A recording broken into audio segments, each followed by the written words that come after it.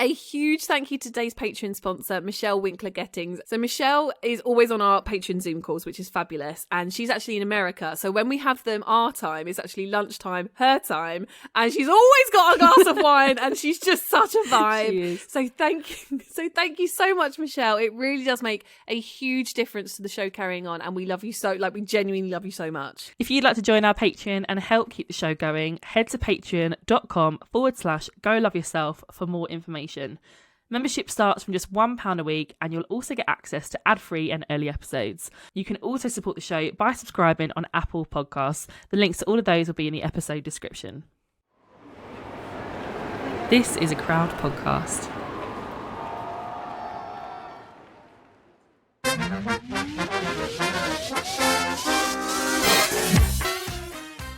But oh, hang on, I've lost my train of thought. What was I going to say? I'm so out of practice. Are you? I feel like we've got enough to do this. We've not recorded in a while.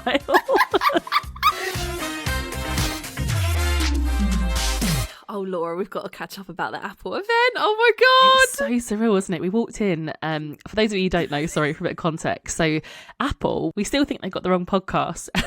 Yeah. But they've been loving us lately, haven't they? They've been pushing us on the spotlight. And we basically took over their flagship store in Covent Garden in London, which if you haven't been, is huge. And we walked in and our giant faces were on this giant screen and it was very overwhelming and magical. And it was a great evening, wasn't it? It was so cool. And it was very different to our live show to those that came. And it was more of an intimate chat, more about kind of like behind the podcast. So our lovely host, Rebecca Judd, was asking us questions. And then we had our producer Fee on there to talk a little bit about podcasts in general. And we opened it up to the floor for some episode ideas. We'll talk about that in a second. And it was just a really lovely event. And it was just so surreal, I think. I don't know if you found this. Yeah. I was just sitting. I remember sitting in the green room. First of all, we were in a green room. What? Eating Ben's cookies, which Lauren has converted me onto. They are phenomenal. If you're ever in London, you need to try them. Oh, mate, would be fine with some sponsorship from Ben's Cookies or #gifted would be fine. Sitting in this green room, they gave me like a free bottle of water, right? I honestly, Laura, I don't know if you know this, I almost cried. I don't know what's wrong with me. Because I'm like, I've always been... so Laura and I I still do communications. Laura used to work in comms, like always behind the scenes. And now this switch to not being behind the scenes is really strange for me. And getting this bottle of water, I sat there and I was like, I am not meant to be here. The imposter syndrome was real. No, you mustn't have imposter syndrome. We are going to do an episode on that, by the way, because one of our because we've both got it. Becky suggested it. Yeah, well, I think all of us struggle with it at some point. But no, the live event was amazing, and I do get what you mean. Like, not so much imposter syndrome with that, but. Oh, hang on, I've lost my train of thought. What was I going to say? I'm so out of practice. Are you? I feel like we've got enough to do this. We've not recorded in a while. We haven't recorded in a little while because we've done some like bulk episodes, everyone. So we haven't recorded in a little while, and I've been quite busy with my day job. Quite busy. So we haven't. Yeah, we'll talk about it.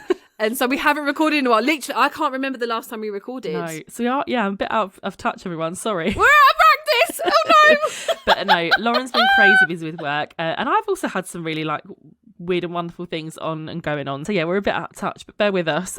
Lauren, your big work thing is now done. How are you feeling?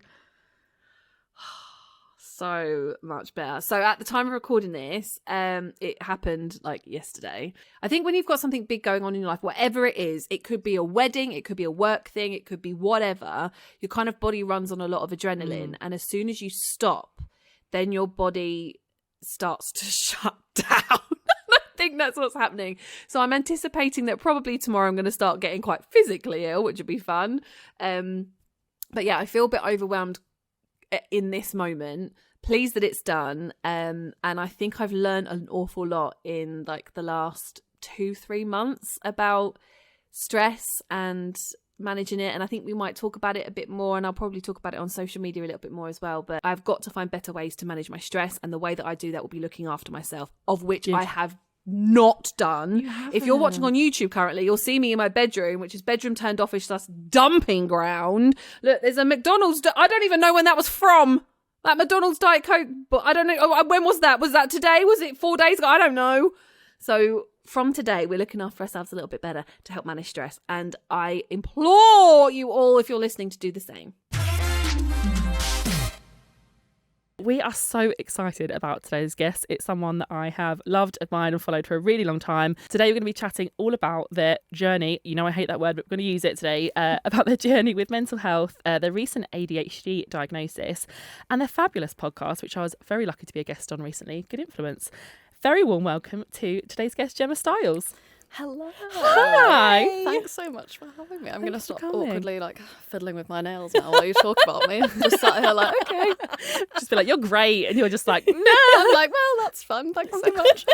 And we're in person as well today, so we actually get to meet you. And what a treat. So nice. What an absolute treat. I mean, treat. Laura knows from us recording recently that I very much record at home in the most relaxed in the surroundings fetal position. Possible. So yeah, this is very much a treat. So our first question to you is a fun one, because we've got a segment on our podcast that we call the Bag of Dicks, and essentially so classy. It's so classy here. And essentially it came from Laura saying something in our first season about like, oh, they can go and eat a bag of dicks, and people just love it because that's the most Kent thing anyone's ever said.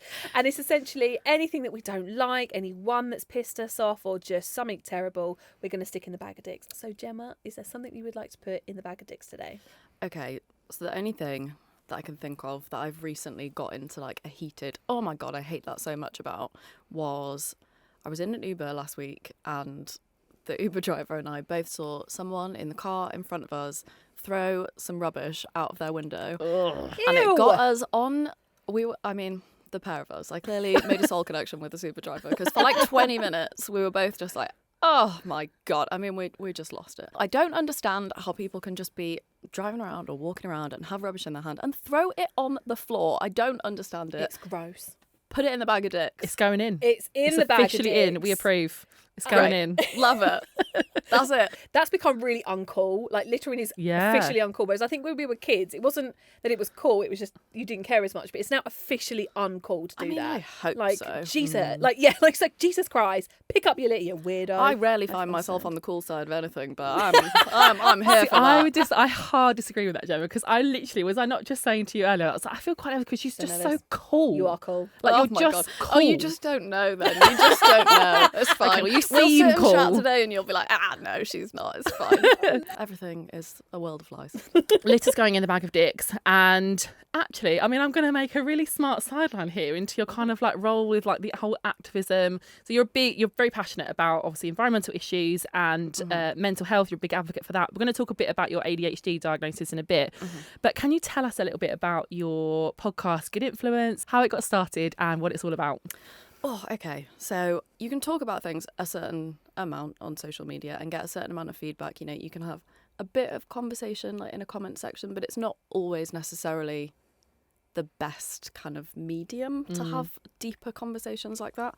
And as I'm sure you're aware from literally what we're doing right now, like podcasting, I think is just such a great platform for that, and having the slightly deeper, maybe more nuanced, kind of just longer form versions of these conversations. But also, I know kind of what a privilege it is that I'm in the position to like have these conversations and connect with people, because I've already got like the social media platform and everything. So really just like bringing those conversations to other people. Yeah, no, that's something that we've also considered as well. Like we had a binge eating specialist on recently and an anxiety expert, and I think it's a privilege for us to be able to kind of have those people on and talk to us, because we get like free therapy. It's free therapy. Oh mate, it's great. But yeah, for other people and for listeners as well, like I understand that it's not affordable or it's not accessible. There are long waiting lists, and we'll come on to that a bit with the ADHD diagnosis, because our podcast producer Fiona was saying there's like a 3-year waiting list for autism at the moment. Yeah, it is wild. Wow. I mean, wild. I wish that was surprising, but I'm not surprised, quite frankly, by that. It's really, really hard. Really hard. It is, and it's only got worse since the pandemic, where other things and resources were taken away from those areas and people were redeployed to other places. So you've seen these waiting lists go up and up and up and up across all ages as well. So the diagnosis for children is so long. There's good things that are happening where you can sometimes get treatment before the diagnosis, but a diagnosis can sometimes really it's like the light bulb in people's minds sometimes Yeah. of getting that diagnosis. They know they've got these symptoms, and sometimes it's that diagnosis is like, Yeah, there really, really is a level of so much comfort in having a solid answer. Because I think oftentimes, and, you know, for a lot of women who are adults by the time they've even maybe heard of the possibility that, you know, they've probably seen something online and maybe connected with some symptoms, and suddenly it is that kind of light bulb moment of, wait a second, does that kind of make sense for me? Like, I mean, mine was somebody else who had been talking about her diagnosis, and I think she was also in her early 30s at the time, and was talking about it on her Instagram stories. And my best friend Chloe, we've known each other since we were like 5, so that's a very long time. Yeah, we've known each other for like 25 years, and she forwarded me these stories and was like, not to, you know, push anything on you, but this really sounds like you. Because I mean, she is someone who knows me, like, is one of the people who knows me best in the world. So all of the things that you kind of, or a lot of people maybe with undiagnosed ADHD will sort of keep to themselves and really struggle with, she was one of the few people who I could kind of go to and be like, oh, I hate myself. Why am I like this? Why can't I do anything properly? Why can't I cope? I'm so sick of feeling like this. Like, why am I so useless? And that is kind of, I mean, that is such a like downer like sentence of a thing to say. But that's how it feels a lot of the time. It's so hard to deal with, and it's so much harder to deal with when you don't know why. Like, that's the power of the diagnosis for me, because just knowing that you have something doesn't change the fact that you have it necessarily, but knowing what it is has the potential to change your relationship with yourself and the way that you speak to yourself about it, if that makes sense. Like, rather than say, like, it's still frustrating, don't get me wrong, like, some of my own behaviours and habits and all the rest of it can still get annoyed by it, but rather than being like, why am I shit, it's like, this is shit, but I understand why. Okay, I understand what my brain is doing right now. I can identify it. Therefore, can I push through it? Can I be a bit kinder to myself about it? Like, it has changed the conversation in my head a bit, for me at least. That's really good to hear.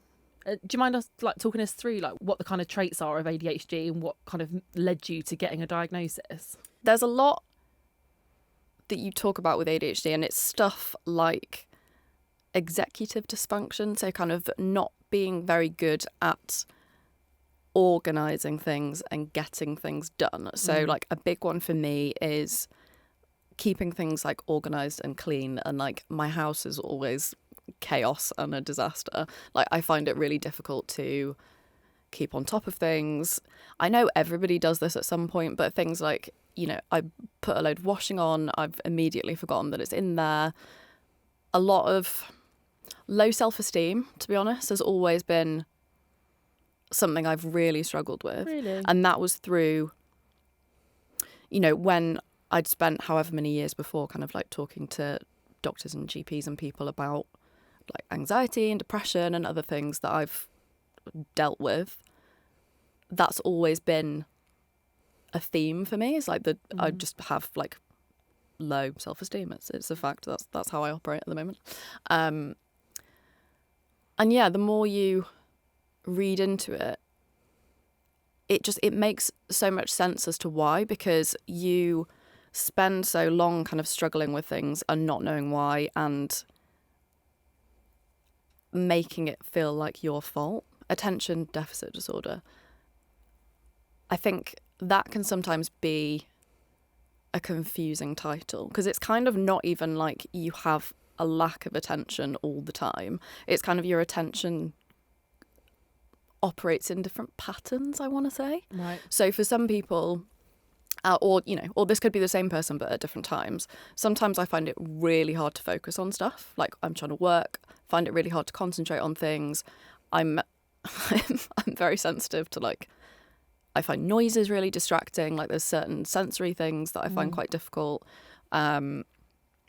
which then can present itself sometimes in other ways, like busy supermarkets. I've had like complete meltdowns in sometimes because I just find them so overwhelming. There's just too much going on. But then the opposite can also be true. Like you can almost have too much attention sometimes, and that's when people start to talk about things like hyperfocus, and often, you know, it's like a pattern where people will suddenly decide that they've sort of discovered a hobby and they're like, this is going to be my whole life now. They like buy all the stuff to do it. They're like, oh, this is everything. I'm obsessed with this. I'm going to do so much research on it. I'm going to do this and that. And then completely forget about it a week later, and you've kind of like moved on to something else and your attention's like diverted itself somewhere else again. Aside from the kind of, you know, work-wise, actually productivity, getting things done that's difficult, it's mainly been like how it's made me feel and how it's impacted my mental health that I think has had the biggest amount of impact on me. And that's the thing where, looking at that diagnosis, I was like, okay, that's the part that it's helping me make sense of. Right. It's really interesting, some of the traits of ADHD, because I actually looked into it not long ago, because I was like, I've got these traits and it's stopping me function in my life, some of these things. And I don't have ADHD, I have something else, but some of those traits, everyone does it at some point, you know, like the washing machine. And I guess for a lot of people it can be quite difficult to ascertain where they sit. Are there any tips for that, or should we just speak to a doctor? I mean, it is hard. Like I had on an episode of Good Influence, I did an episode with Ellie Middleton, who is she has autism and ADHD and got diagnosed when she was when she was 24. Also got diagnosed as an adult. And we talked a lot in that episode about diagnosis and about self-diagnosis, because in an ideal world, nobody would have to self-diagnose. That's the thing. But as we've even just mentioned, like when getting a diagnosis is kind of like gold dust and either has such a long wait attached or a price tag or both, it's hard not to, because when you think you figured out that answer to something, that is so valuable. And it's also really hard to wait for and not take any action on and not have an answer to. So I think, as much as ideally no one would have to self-diagnose, if you're on a waiting list that's 3 years long and during that time you think you can find some tools that, you know, probably don't involve anything like, I don't know, medication, because you need a diagnosis for that. So if you're finding, you know, whether it's apps that help you keep things organised or just ways that you're thinking to yourself and being like, okay, maybe that's why this is happening, therefore I won't be so mean to myself about it, kind of thing. I don't think that kind of intervention is really doing anyone that much harm, if I can say that. I know that there will be instances where that's not true, because making absolute statements is always difficult. I'm aware that you might be listening to this and thinking, well, actually, I've got an example of where that's not true, Gemma. I do know that I can't say that for everyone. But if you're listening to people talk about it, you've done, like, I can almost guarantee anyone who is listening to this and has thought, like, I think maybe I've got ADHD, you will have done so much reading and research. It's such a misconception that somebody would, you know, watch 3 TikTok videos and think, oh, well, that's it, I've definitely got ADHD then. It just isn't how it works. I think it's quite patronising when people talk about self-diagnosis as if, you know, you've absolutely got no leg to stand on, because it really discounts the fact that getting a diagnosis is really hard.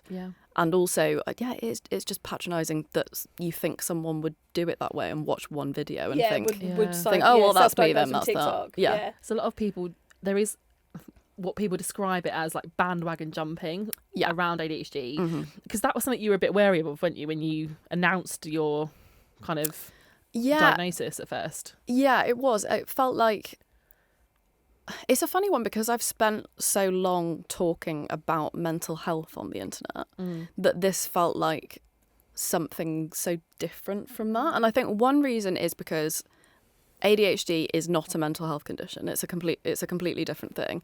Yes, it can impact quite highly on your mental health, but it's, you know, it's a different thing.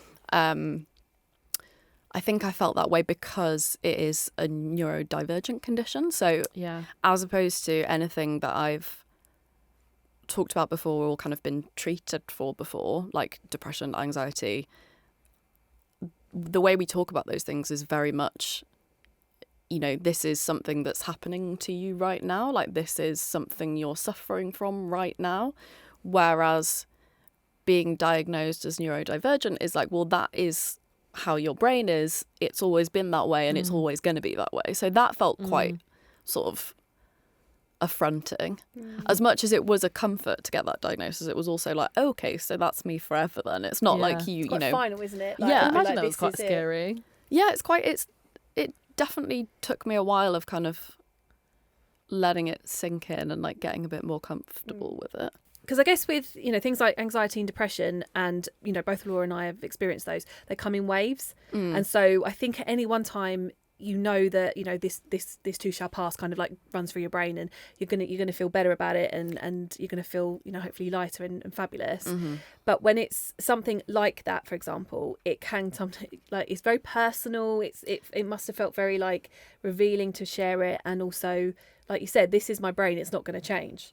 Yeah, and it's also like, that's an interesting point as well, because that's one of the things that I was quite frustrated by when I got that diagnosis, because all of the things that I was talking to the psychiatrist about in getting that diagnosis, it was all stuff, or, you know, mostly stuff that I'd talked about previously to a GP, spoken about at length with a therapist. Oh, really? And it was never picked up? nobody had ever said to me, that sounds like ADHD. That is so weird and feels frustrating. It is, and it's so frustrating, but it also weirdly makes sense because, you know, as I said, it isn't a mental health condition. So when you go to a therapist or or, you know, anyone else, a doctor, and you're going to them talking about, you know, this is how my mental health is feeling, let's talk about mental health, they either might not be as informed as they could be on ADHD or, you know, other kinds of conditions, or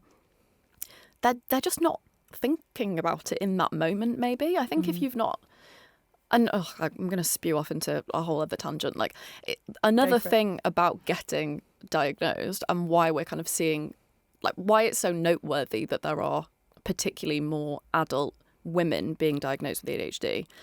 It's harder to get that diagnosis because everything's based on young white boys.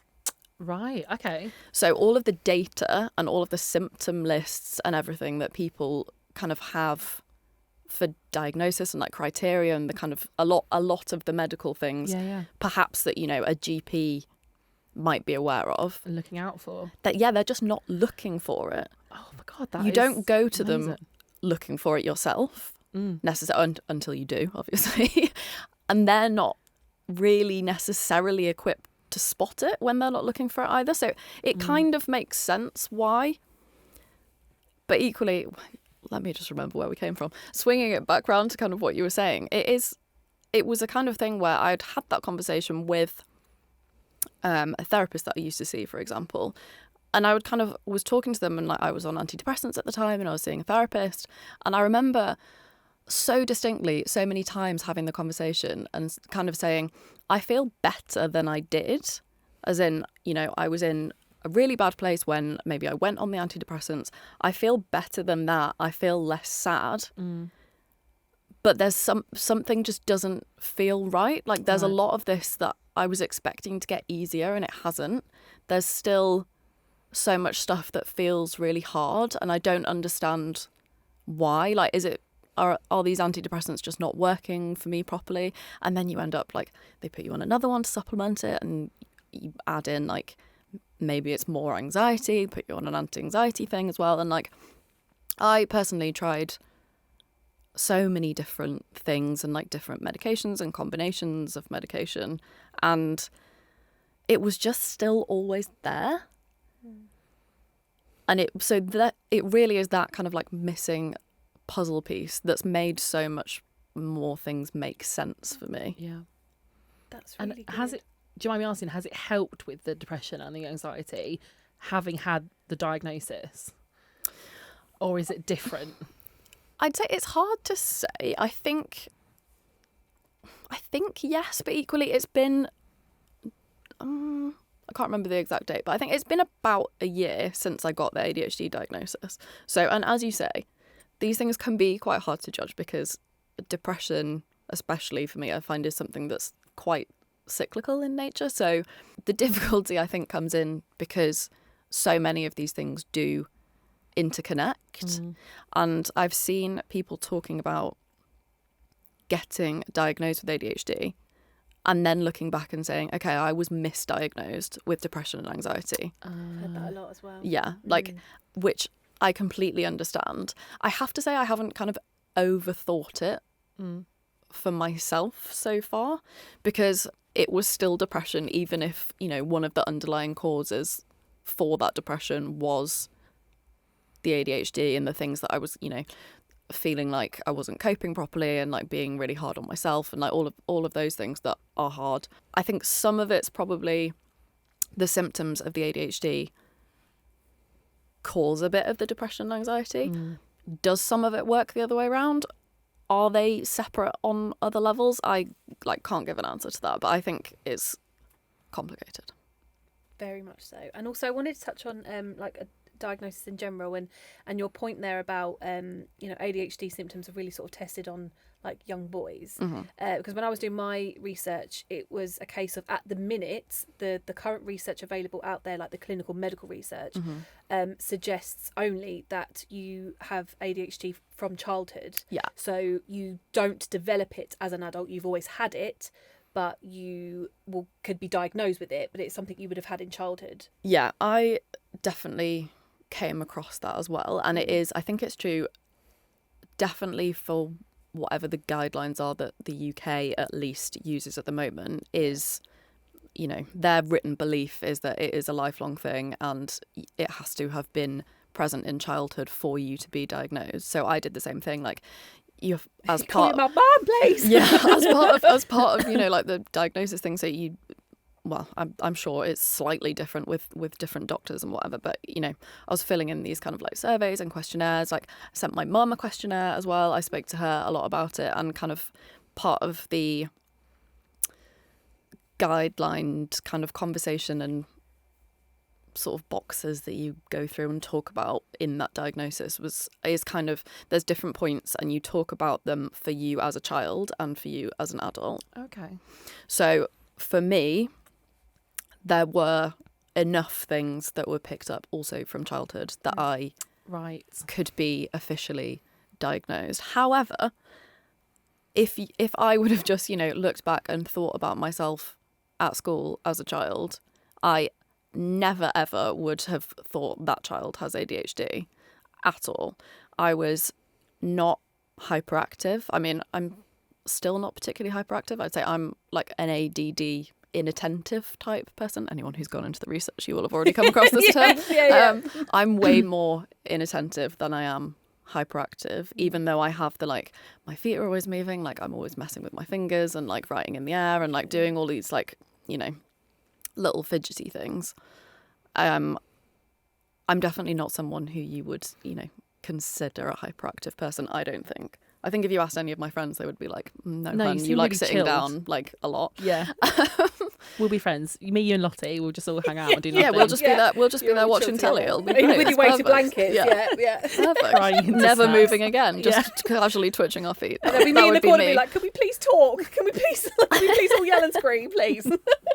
So yeah, there were enough things, but it was also things that you might not have necessarily looked at, which again is why it can be harder for women. It'd be things like, I was talking to my mum about it, and it was things like tidying my room, for example, as a child, like, which is just one example of tasks, but kind of, you know, it could be doing homework or something else.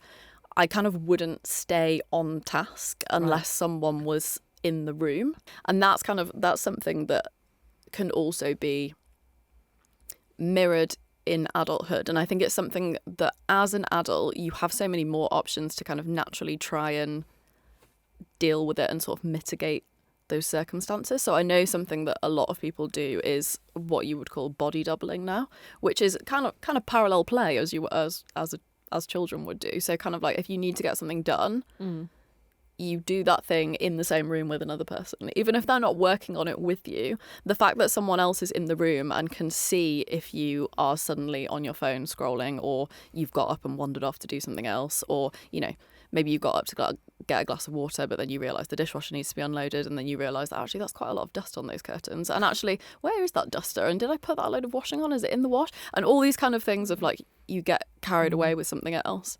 You'll know if you're that kind of person who needs somebody in the room and kind of near you to get something done. It's, I think, sometimes quite instinctive, but I know people do that online now, and I think that's, again, the kind of thing where, so guilty of that. It's so nice, like, community wise, and kind of social media and like the tech that we can use now. That do I do it online? Do I just have like my friend on FaceTime? Yeah, you can. Friend on FaceTime. I've definitely done that before, and like had my friend on FaceTime kind of in the corner while we were both separately working in different places. But people also run groups for it now, and people who are in that kind of like neurodivergent community, I know people run kind of body doubling sessions. So you literally sign on to a Zoom, and there could be like 20, 30 people who you don't know and you've never met, and you're all doing separate work. But for some people, it really helps. Lottie Drynan, also, who's a friend of mine, she also has, like, you know, spoken more openly about her ADHD diagnosis. It sounds like it can be quite exhausting. Oh my God, so exhausting. So exhausting. I think it's just sometimes, you know, sometimes it feels like your brain's running at 100 miles an hour, which makes it hard to focus on other things. And also just sometimes, you know, you get to the end of the day and it's been running at 100 miles an hour earlier, therefore now you've got nothing. Like, I feel like that's something I end up saying quite a lot, is like, oh, I've got nothing left in the tank. Yeah. Like, the mental tank is empty, I'm done. Yeah. I quite often envision it as like, I would really like to remove my brain from my skull, run it under a cold tap, and then put it back in again. Like, that's how it feels. Like, I love that. The whole thing of like, think of like a plunge pool, like hop in a cold shower kind of vibe, as in like, I just need everything to just for a little bit. Like, that's how it feels a lot of the time. Yeah.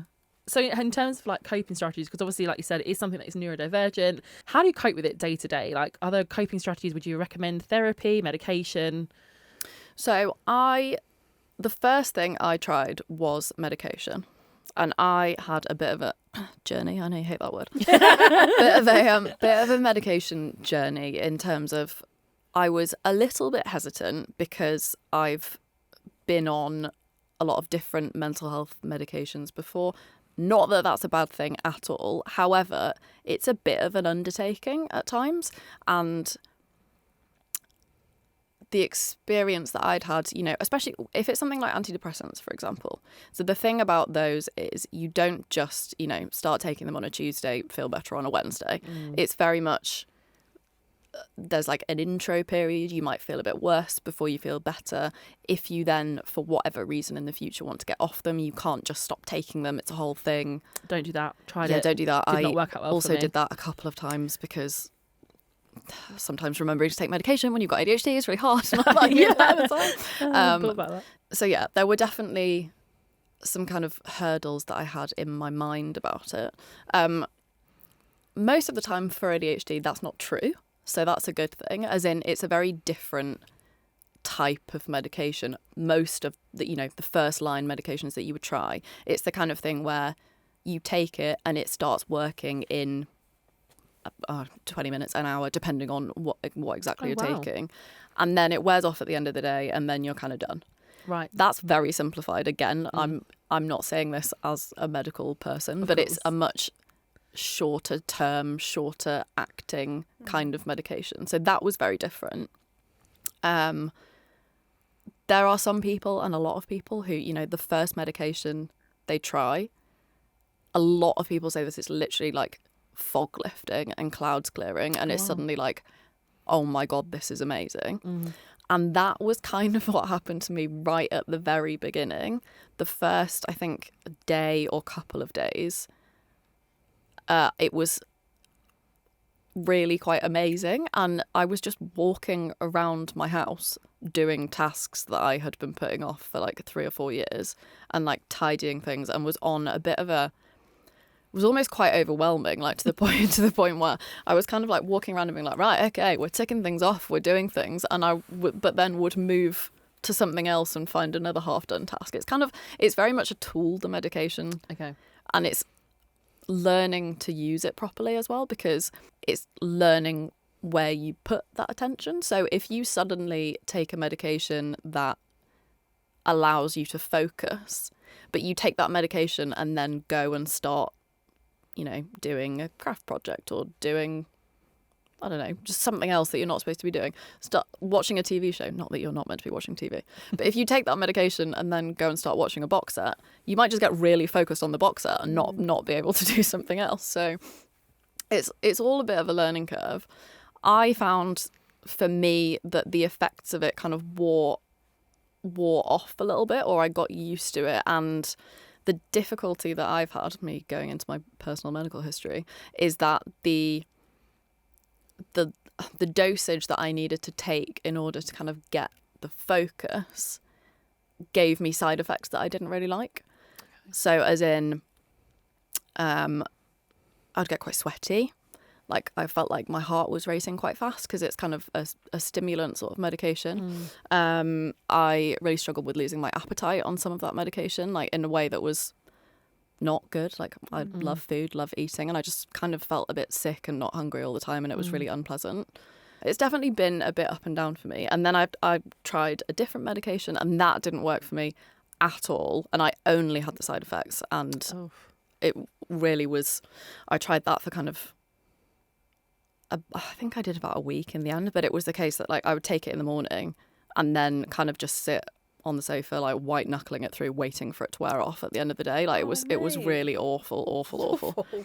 But I'm always quite conscious of these kinds of things. Like that is one very personal experience. Yeah, and exactly. I've spoken to other people who've had the complete opposite reactions to me on the same medication. So like it's such an individual personal thing. So what I don't want to do, if anyone's listening to this and is thinking like, oh, I want to try medication, don't be put off by what I've just said, because I am one person.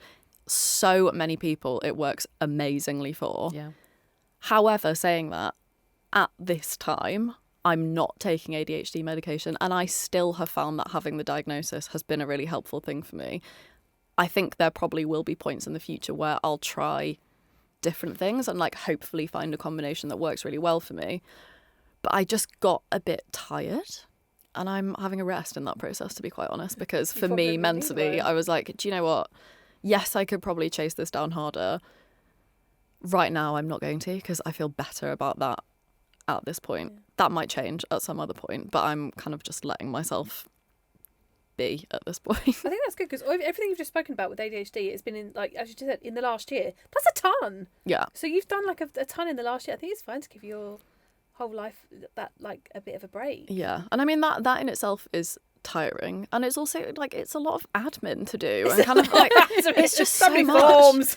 I know. And when you're already kind of like struggling to keep up with admin in the first place, it just feels like a lot. And I just wanted to take it off my own plate and see how I felt with just the diagnosis for a bit. Yeah. Because it is a lot. And also, I very fortunately was in the position that I ended up going private to get that diagnosis, and the psychiatrist that I was speaking to and getting my prescriptions from, for example. So like it's expensive. The reason why I kind of pushed ahead and did that, luckily, was because I was first referred by an NHS GP. My friend had sent me these stories and been like, this really sounds like you, and I'd done hours and hours of research about it. And I'd been kind of like sitting on that information for like nearly a year, I think it was, that it had kind of been going around in my head, and I've been thinking, is this true? Is this me? Is this really a thing? So I decided that I was going to make a GP's appointment, kind of to tick it off my list, because I genuinely thought that I was going to ring up and speak to them and be like, I think maybe I might have ADHD. And they were going to be like, no, you don't. You're wasting our time. Goodbye. Like, that's genuinely what I thought was going to happen. And that wasn't what happened. I spoke to the GP and she was like, okay, and asked me a bunch of questions, and then was like, yep, I'm going to refer you to a psychiatrist to, look at seeking a diagnosis, or, to be further assessed, basically. So that happened.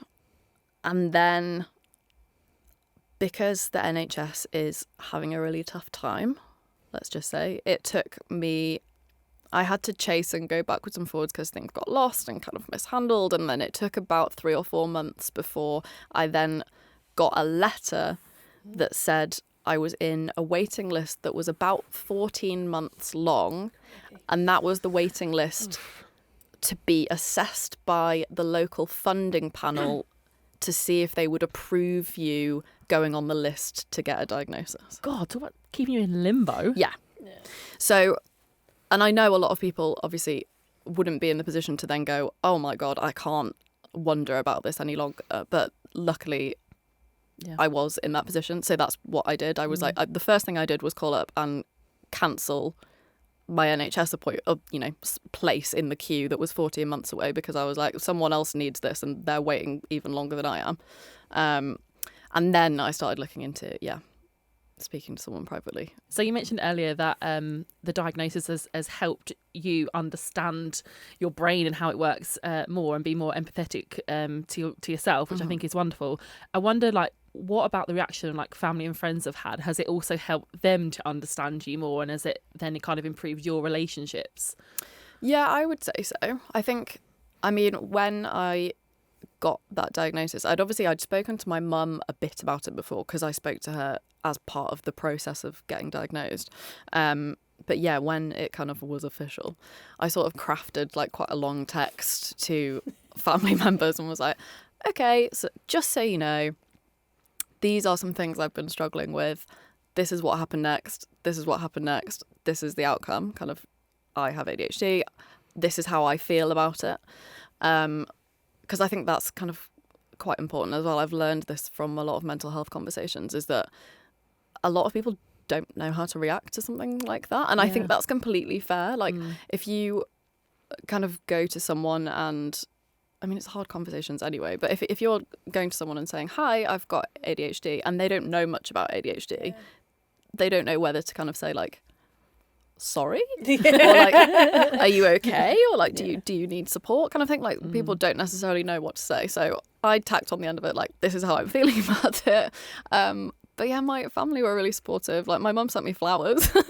I read and that. was like, congratulations. Nice. Yeah, it was, so that was really nice. And yeah, other people as well cute in my family were like, I'm like really proud of you. I'm really happy for you, because, you know, it's obviously a thing that I've stressed over for a long time, and then have pursued, and kind of getting an answer at the end of that it does, I think, feel like a thing that's like, congratulations felt appropriate to me in that time. So that was great.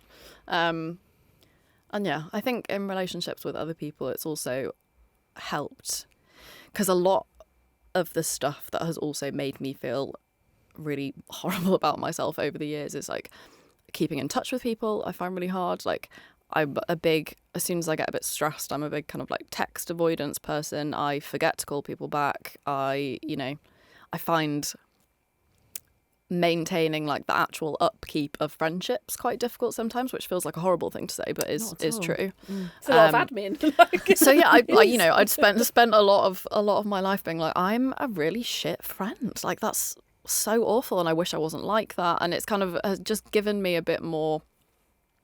It's given me more vocabulary to be able to like talk honestly with my friends and my family and like people I'm in any sort of relationship with, and kind of even like work-wise as well. I found it really handy because, you know, I work for myself, as it were, but I work with people like in my team and stuff, and I felt like they're always, you know, having to chase me for things because I forget stuff, and like I make to-do list after to-do list and then never look at the list again. Like, and that's a very common thing also.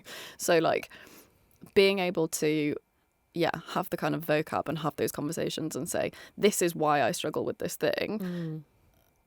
This is something I would like to try to kind of accommodate that.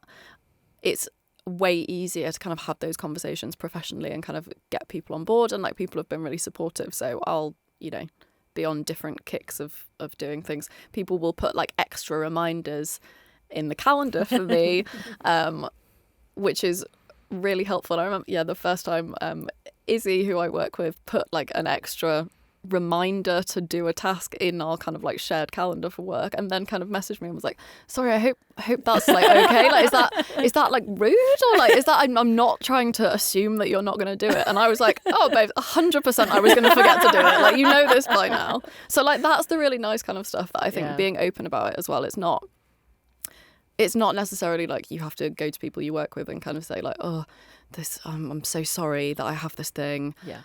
This is, you know, it's such a burden, such difficulty. It can be like, hey, so now I understand how my brain works a bit more, and I'm kind of aware that I'm, you know, I might struggle to remember this or struggle to keep on top of it. I'm going to start using this app for my to-do lists. Do you want, you know, an invite to that calendar? Or can you, if you send me an important email, can you also follow up with a text and say, I've just sent you an email? Because I'm more likely to see that. Like it can be like the smallest things, but those I find really helpful. And yeah, I think in all kind of aspects and areas, just having the knowledge and the information has been a really helpful thing for me. I love that so much. And I love your, like, the text, maybe draft those texts to your friends and family if you need to, about whatever it might be, and get ready to receive some lovely support back. Yeah, and I mean, I know that also, you know, I'm very lucky that my family is really supportive and like are open to, you know, I mean, I've talked about mental health for years. Like we're open to talking about those kind of things. I know that's not true for everyone. Yeah. And equally, you know, there'll be people who might mention something to their friends or colleagues and they just aren't as aware. And sometimes people are ignorant and not willing to learn. Yeah. Like we also have to confront that reality. Yeah, that's true. Yeah. Some people just be like, oh, you're a snowflake, or you're jumping on the bandwagon, and that's not helpful. Not everyone has that support. It's really not. But also, you know, I think that's where you have to come back to being empowered in the knowledge that you have. Like if you are dealing with something and it's, you know, there's a lot of things, like if it's an illness, if it's an identity, like you know that about yourself. By the time you've got to the stage that you're talking about it to other people, you've thought about it a lot yourself. You're not making it up. You're not, you know, you haven't just decided it on a whim. It's something that's important enough to you that you've decided to talk about it to them. And that's great. And I hope that everybody gets, you know, the respect and support back that they deserve. But you don't always get that from everyone. And I think being kind of trying to keep that security in yourself and knowing that, you know, just because they've taken it badly, that's on them. That's not on you. You haven't done anything wrong in sharing that part of yourself with them. But there are also, you know, there's lots of other places and other people who will understand it better if they don't. And that's, again, coming like all the way back round to kind of where social media and communities and podcasts and things can be so helpful with that, is because even if the immediate people in your life don't get it or don't immediately get it, because you've got to give them a bit of time to catch up and, you know, maybe send them a couple of articles about, you know, this is how ADHD affects adult women, you know, this is how this particular thing might manifest, this is, you know, a bit of a fact sheet on this condition sort of thing. You do have to be aware that, you know, that they're not going to catch up at lightning speed on all the research that you've done for months kind of thing. But in the meantime, or if they never come round to that point, there are so many other people out there who understand you and are willing to listen to you. And there's so much like really helpful and relatable content out there that hopefully you'll be able to find that kind of like slice of community that will give you the support that you need. Speaking of support and resources, we are going to put some links in the episode description. So do check those out, and we'll also share some bits on socials as well. Gemma, thank you so much. Thank you.